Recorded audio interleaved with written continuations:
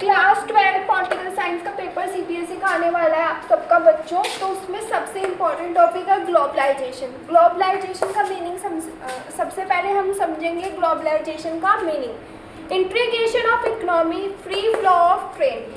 पूरे वर्ल्ड के अंदर क्या होना, इकोनॉमी का इंटीग्रेशन, आदान प्रदान होना, free flow of trade. Globalization से पहले अपनी हर एक कंट्रीज ने क्या कर रखा था, ट्रेड को क्या कर रखा था, मिनिमम अपने मोनार्की फॉर्म में ले रखा था। कोई भी ट्रेड पे क्या होता था, या तो प्राइसेस बहुत ज़्यादा लगते थे, या फिर हम एक्सपोर्ट नहीं कर सकते थे, या हम इंपोर्ट नहीं कर सकते थे।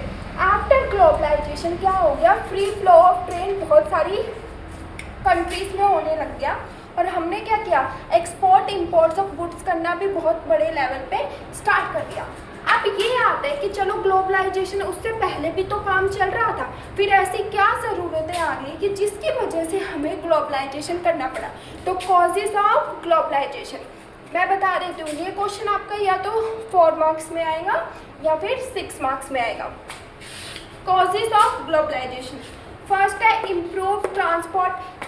ग्लोबलाइजेशन को इसलिए लाना पड़ा ताकि हमारा क्या हो सके, ट्रांसपोर्टेशन इम्प्रूव हो सके। Second, the growth of global trending jobs. हम इंडिया का ही एग्जांपल ले लेते हैं, चलिए। यहाँ पे हमें वैसे जॉब्स नहीं देखने को मिलती जहाँ अगर और दूसरी कंट्रीज़ में देखने को मिलती है। पर पहले ग्लोबलाइजेशन से पहले क्या था, हम वहाँ पे शिफ्ट नहीं हो सकते थे, इसलिए हमने क्या किया, ग्लोब ट्रेडिंग जॉब्स के लिए हमने ग्लोबलाइजेशन आया।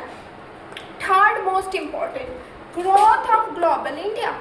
अब इंडिया की ग्रोथ के लिए भी बहुत इम्पोर्टेंट था कि ग्रोथ हो, ग्लोबलाइजेशन हो, इंडिया के फीचर्स, इंडिया के इंपोर्ट्स, इंडिया के गुड्स क्या हो, पूरी कंट्री अदर कंट्रीज़ को भी पता चले।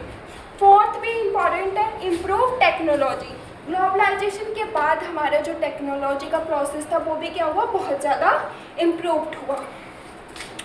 Political consequences, erosion of state capacity.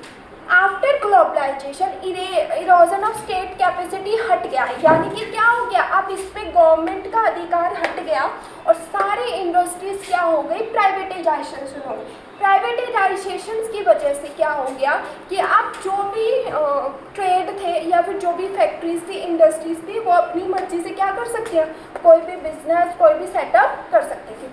Second है economic consequences, greater flow of economy. यहाँ पे मैंने आपको कॉजेज ऑफ ग्लोबलाइजेशन पढ़ाया था, उसमें ग्रोथ ऑफ ग्लोबल ट्रेंडिंग हुआ था, तो इकोनॉमी भी क्या हो गई, इकोनॉमी का भी फ्लो चार्ट, मनी सर्कुलेशन में आया, उससे क्या हो गया, बहुत ज़्यादा बढ़ गया था। Cultural consequences, our lifestyle, eating, dressing sense also changed. पहले हमारा लाइफस्टाइल अलग था, लेकिन अब हमारे ग्लोबलाइजेशन की वजह से ऐसे फूड्स, ऐसी चीज़ें, ऐसे स्टाइल हम कैरी कर लेते हैं जो कि अब पहले हमारे भारत के अंदर नहीं थे, बट कल्चरल कॉन्सिक्वेंसेस होने की वजह से आज के टाइम में हमारा लाइफस्टाइल क्या हो गया है, बिल्कुल वैसा का वैसा होता जा रहा है जैसा फॉरेन कंट्रीज़ का था।